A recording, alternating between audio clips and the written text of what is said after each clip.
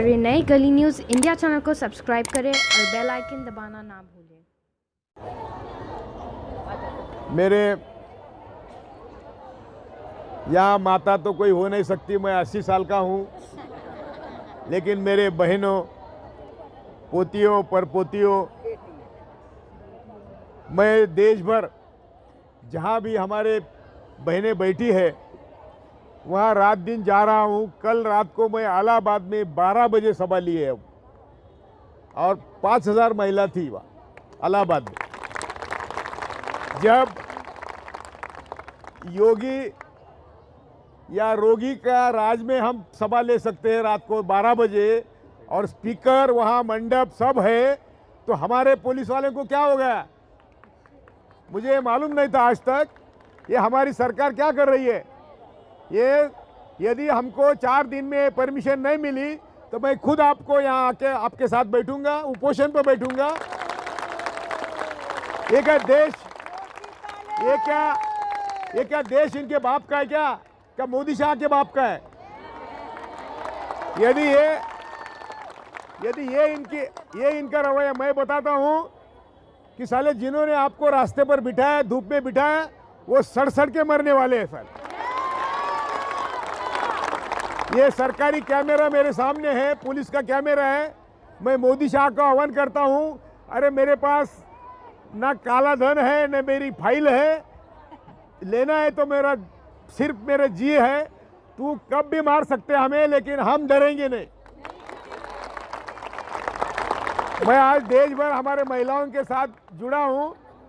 मैं यही बोल रहा हूं कि रात को यूपी में जब मैं 12 बजे सभा ले सकता हूं, स्पीकर था, मंडप था, सब था, और कम से कम हमारे 5000 महिलाएं थी, बहनें थी, और आपको यहाँ बैठने नहीं दे रहा है बंबई में, जबकि आरएसएस की सरकार को हमने लात मार के बाहर निकाला है। ये सरकार अभी आरएसएस के तहत चलती होंगी, तो इसके बारे में हमें विचार करना होगा। मैं शरद पवार जी से बात करता हूँ, कल ही बात करता हूँ। ये बहुत नाजायज, बहुत अन्यायकारक काम है। मुझे किसी ने ये बताया नहीं। मेरी वो गुड्डी जहाँ गई, वो गुड्डी हमेशा बोलती थी कि आप यहाँ आओ, लेकिन मुझे बिल्कुल समय नहीं था। मैं कल दिन भर दिल्ली में काम किया, रात के ट्रेन से वहाँ की राजधानी से 11 बजे वहाँ पहुँचा। आज सुबह यूपी के सभी कोर्ट के लॉयर्स, एडवोकेट्स थे, उनको एड्रेस किया। वहाँ से फ्लाइट से आया, अभी केरल का लोगों का आंदोलन था, वहाँ एड्रेस किया, वहाँ मीटिंग लिया। इसलिए आपके यहाँ आने को समय मिला नहीं और देर हो गई। मैं आपकी माफ़ी चाहता हूँ।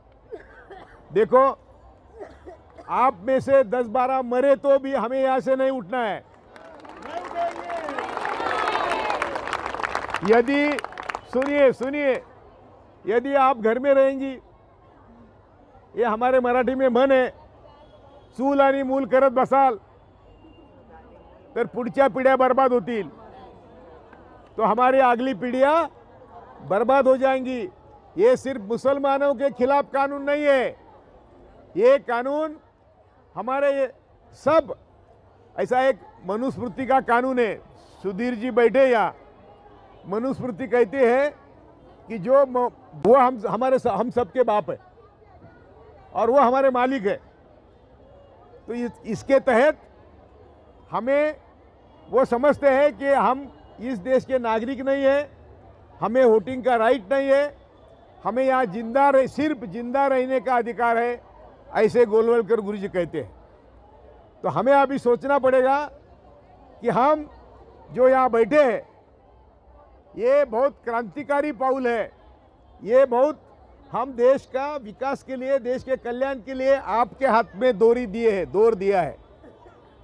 महिलाओं का काम, विद्यार्थियों का काम, ये बहुत इफेक्ट करता है हमारे सब। यदि ऐसी लाखों महिला रास्ते पर बैठी तो मोदी और शाह, सरदार वल्लभ भाई पटेल ने बोला है कि हुकूमत कितनी भी गुंडा हो, हुकूमत कितनी भी क्रूर हो, जब तक जनशक्ति खड़ी नहीं होती वो ठीक है। अभी जनशक्ति खड़ी हो रही है हुकूमत कितनी भी जो जिसकी मोदी पुतला बिठाया मोदी ने वल्लभ भाई पटेल का, वो वल्लभ भाई पटेल की याद दिलाता हूँ सरकारी कैमरे को। उन्होंने कहा कि जब जनता उठती है तो राजवट यानी राजकर्ता कितना भी क्रूर हो उसको जाना पड़ेगा, वो हमारे ऊपर राज नहीं कर सकता। महात्मा गांधी ने कहा है कि सरकार कितनी भी बड़ी हो वो कानून करती है और कहती है कि आप सब नंगे होके हमारे सामने नाचो, तो हम नाचेंगे क्या? कितना भी कानून यानी उन्होंने बनाया तो महात्मा गांधी ने कहा कि हम सरकार को बोलेंगे कि वो कानून हम नहीं मानेंगे, वो हम कानून नहीं मानेंगे। किसने बोला है? गांधी ने बोला है, वही हम बोल रहे हैं। महात्मा गांधी ने बोला है। उन्होंने अफ्रीका में यही इसी तरह का आंदोलन किया था। वहाँ भारतीय लोगों को कागज मांग रहे थे। हमारी संविधान की शुरुआत हमारे भारत के लोग हैं, हम भारत के लोग, ऐसी शुरुआत है। तो हम भारत के लोग में ऐसा नहीं है कि जिसने एनआरसी पास की है, जिसने सीए पास किया है, जिन्हें एनपीए पास किया, ऐसा नहीं है। हम भारत के लोग हैं और हम भारत के लोग भारत के मालिक हैं। ये डॉक्टर बाबा साहब अम्बेडकर ने हमें मालिक बनाया है। आपको भी पुरुष के बरोबर का दर्जा देने का काम बाबा साहब अम्बेडकर ने किया है। तो ये जो हमारी समता है, समता का जो संदेश, यानी मैं हमेशा बोलता हूं कि बाबा साहब के संविधान का निचोड़ है कि सब बराबरी के और कोई भी किसी का शोषण करना नहीं चाहिए। शोषण मुक्त समाज निर्मिति ये हमारे संविधान का ध्येय है। तो शोषण मुक्त समाज कब निर्माण होगा? जब कोई भी किसी का शोषण नहीं करेगा, तभी समाज निर्माण होता है। तो ये संविधान की अमलबजावनी करने के लिए आप सब महिला अभी रास्ते पर आई है। आपको सिर्फ एनआरसी के खिलाफ नहीं लड़ना है, एनपीआर के खिलाफ नहीं लड़ना है। हमारे देश में जो भी भाई बहन है, जो भी रहता है, उसकी ना हम जात देखेंगे, धर्म देखेंगे, पंथ देखेंगे। हम सिर्फ मानव एक ही जात है और मानवता एक ही धर्म है, वो देश के लिए।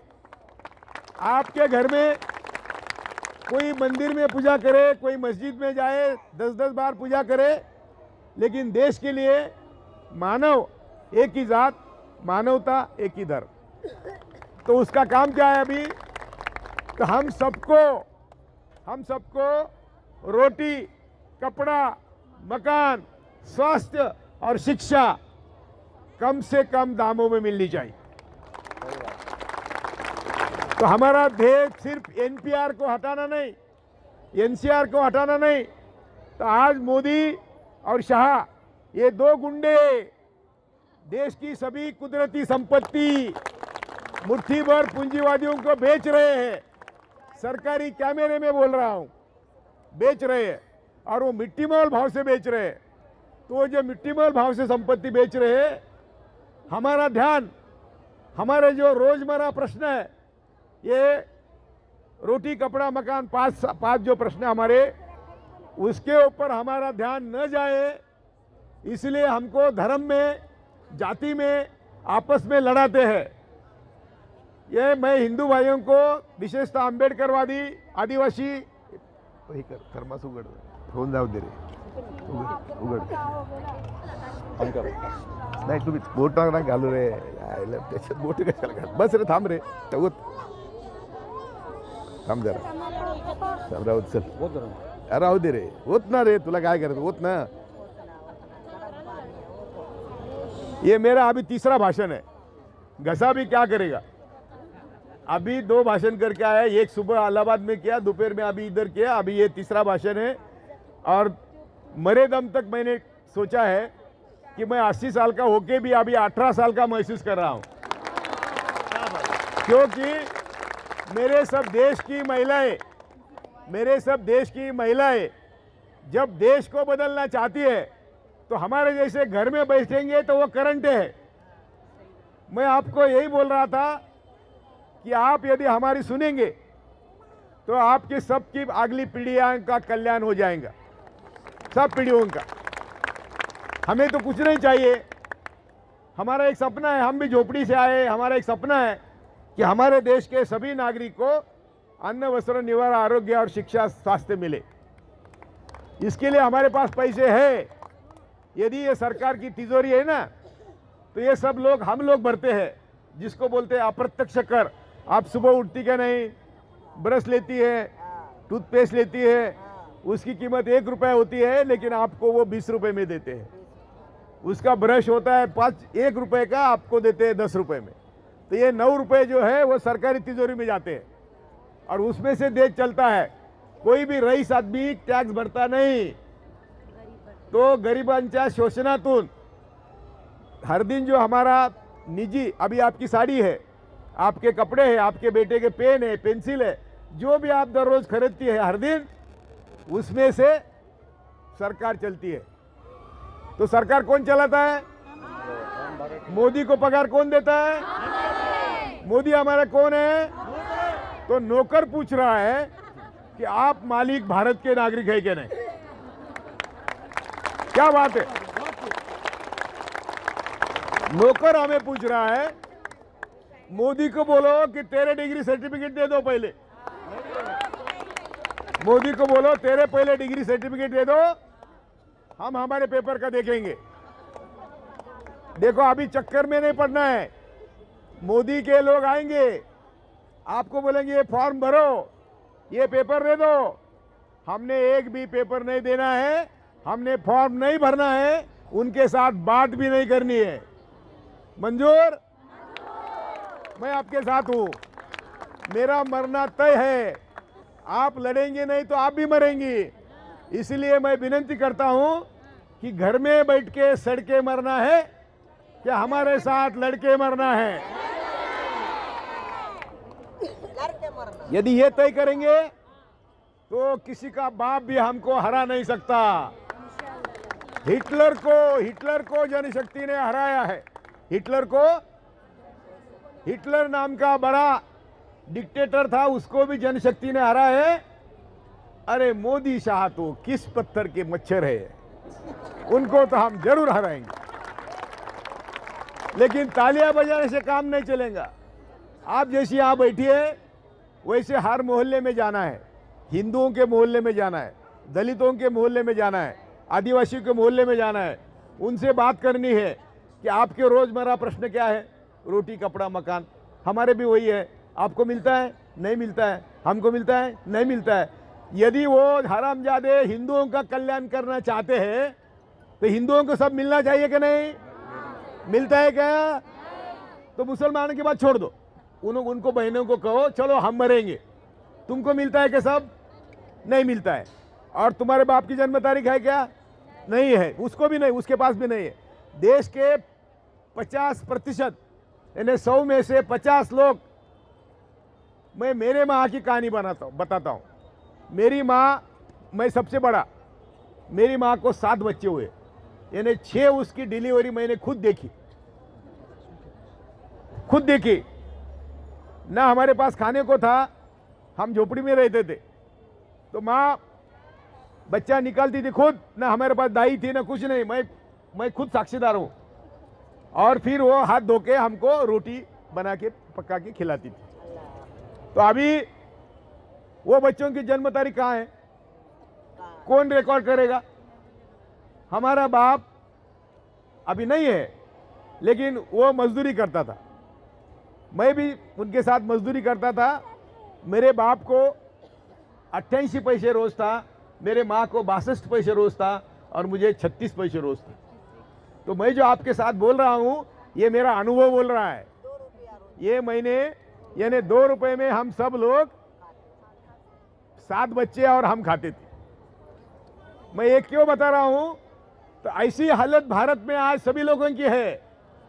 80% लोगों के पास उनके बाप की जन्म तारीख नहीं, खुद की जन्म तारीख नहीं। 50% लोगों के पास ना जमीन है, ना घर है, तो वो क्या दिखाएंगे एनपीआर में?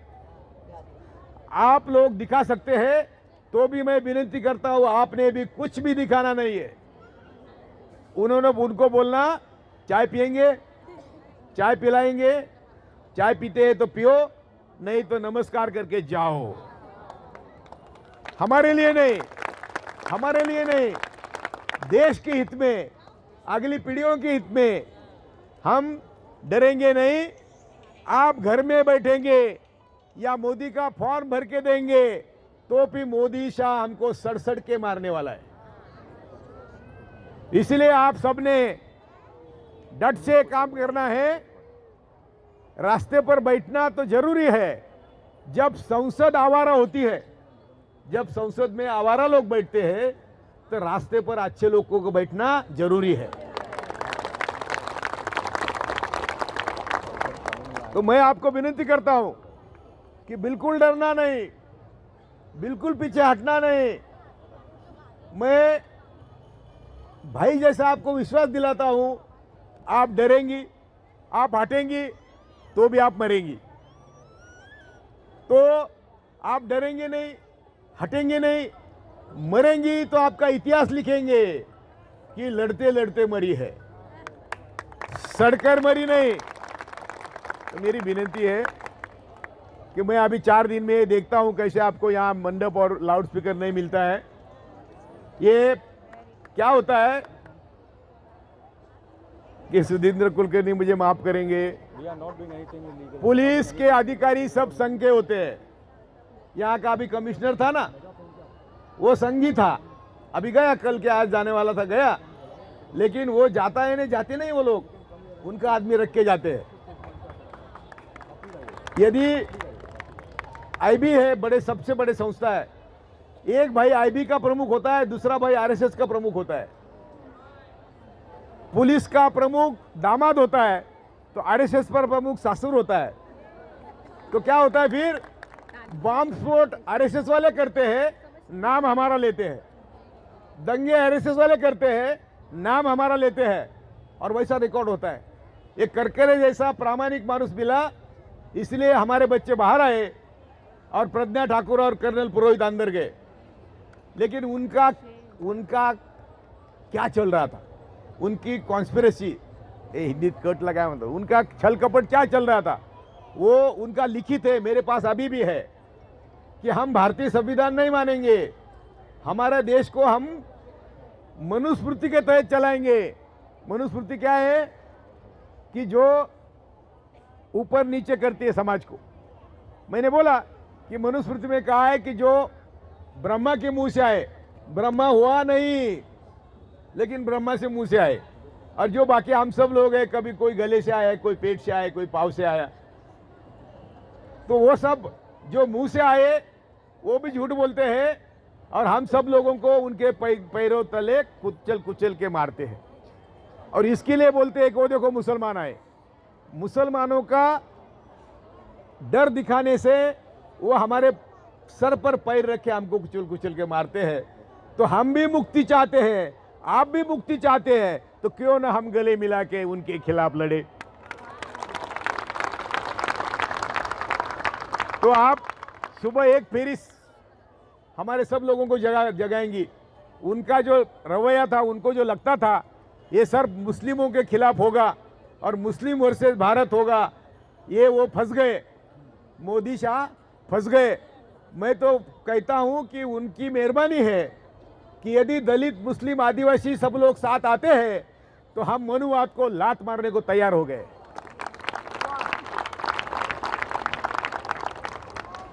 तालियां बजाने से नहीं चलेगा। लड़ाई बहुत कठिन भी है, लड़ाई बहुत आसान भी है। लड़ाई आसान कब है, जब हम सबको साथ लेंगे।